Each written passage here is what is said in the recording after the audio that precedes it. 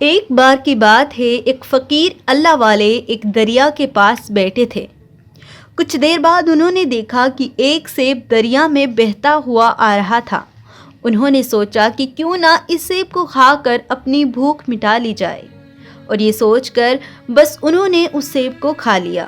لیکن ان کے ذہن میں کچھ دیر بعد ایک بات آنے لگی کہ میں نے جو سیب کھایا پتہ نہیں وہ کس کا تھا، کہاں سے آیا تھا، اس کے بارے میں اللہ کو کیا جواب دوں گا۔ بس ایسا سوچ کر وہ پریشان ہونے لگے اور خوف سے ان کی ٹانگیں کانپنے لگی۔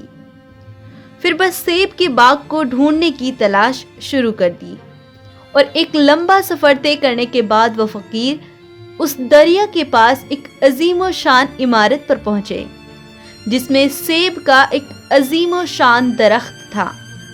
درخت کی شاخیں سیب سے بھری ہوئی تھیں، اور وہ پکے ہوئے سیبوں سے بھری شاخیں پانی پر پھیلی ہوئی تھی۔ فقیر کو یقین آ گیا کہ جو سیب میں نے کھایا ہے یقیناً وہ اس درخت کا ہوگا۔ چنانچہ فقیر نے لوگوں سے اس سیب کے درخت کے مالک کے بارے میں پوچھا، تو معلوم ہوتا ہے کہ اس سیب کے باغ کے مالک بہت امیر بزرگ شخصیت ہیں۔ پھر وہ فقیر اللہ والے پیڑ کے مالک کے پاس پہنچ گئے اور سارا ماجرا عرض کیا کہ سیب دریا سے بہتا ہوا آ رہا تھا، میں نے آپ کی اجازت کے بغیر اسے کھا لیا۔ اب میں آپ سے کہتا ہوں کہ اس ایک سیب کی قیمت آپ جو چاہیں لے لیں، لیکن میری آپ سے گزارش ہے آپ مجھے معاف کر دیں، میں آپ کی معافی کا طلبگار ہوں۔ اب جو بزرگ تھے انہوں نے سوچا کہ یہ فقیر جو ایک سیب کے لیے اتنی دور سے چل کر میرے پاس آیا ہے، اللہ تعالیٰ کا مقبول بندہ لگتا ہے، شاید اللہ اس سے بہت محبت کرتا ہے، تبھی تو اپنے ایک چھوٹے سے قصور کو معاف کرانے کے لیے اتنی دور تک آیا ہے۔ اور پھر سوچ کر وہ بزرگ کہتے ہیں، قیمت تو ہم آپ سے ضرور ادا کریں گے۔ فقیر کہتے ہیں، جی بالکل، اور مجھے معاف بھی کر دیجیے۔ بزرگ کہتے ہیں، اس ایک سیب کی قیمت ہوگی 12 سال کی خدمت۔ 12 سال تک تم ہماری خدمت کرو گے تو ہی ہم تمہیں معاف کریں گے۔ اور فقیر کے ماتھے پر پریشانی کی کوئی شکن تک نظر نہیں آتی۔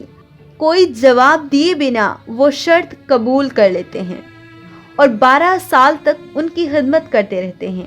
پھر جب 12 سال پورے ہوئے تو وہ فقیر بزرگ سے کہتے ہیں، کیا قیمت ادا ہو گئی ایک سیب کی؟ بزرگ کہتے ہیں، نہیں، میری ایک اور خدمت کرنی ہے۔ میری ایک بیٹی ہے اور اس میں 4 عیب ہیں۔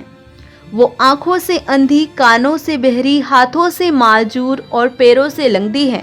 تمہیں اس سے نکاح بھی کرنا ہوگا اور مزید 2 سال تک خدمت کرنی ہوگی۔ وہ فقیر اللہ والے یہ تک نہیں سوچتے کہ 12 سال تک میں نے خدمت کی اور اب اپنی لاچار بیٹی سے میرا نکاح کرنے کو کہہ رہے ہیں، جبکہ ایک سیب ہی تو کھایا تھا۔ وہ بنا کسی غصے کے یہ شرط بھی منظور کر لیتے ہیں۔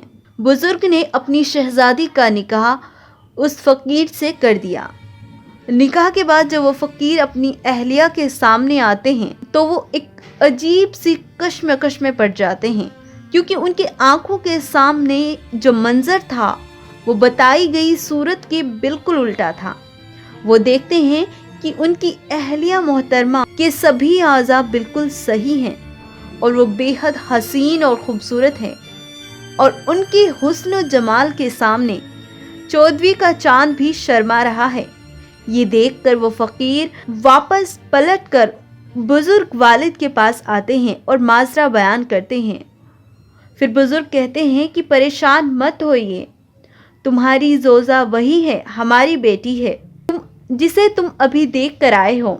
دراصل بات یہ ہے کہ میں نے اپنی بیٹی کو اندھا اس لیے کہا کیونکہ اس نے آج تک کسی نامحرم کو نہیں دیکھا، بہرا اس لیے کہا کیونکہ وہ کبھی کسی کی ناحق بات نہیں سنتی، وہ کسی کی غیبت تک سننا پسند نہیں کرتی۔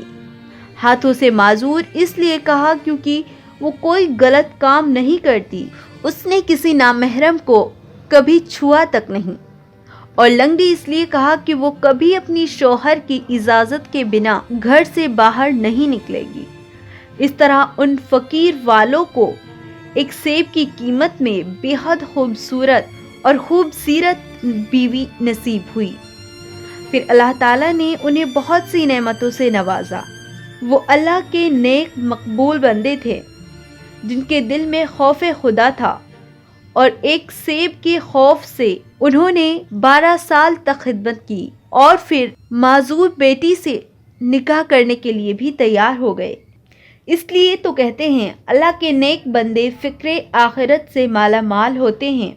تو پیارے عزیز دوستو، اس ویڈیو کو لائک کیجئے، شیئر کیجئے اور چینل سیرت مصطفیٰ کو سبسکرائب کیجئے اسلام کی تمام صحیح معلومات حاصل کرنے کے لیے۔ السلام علیکم۔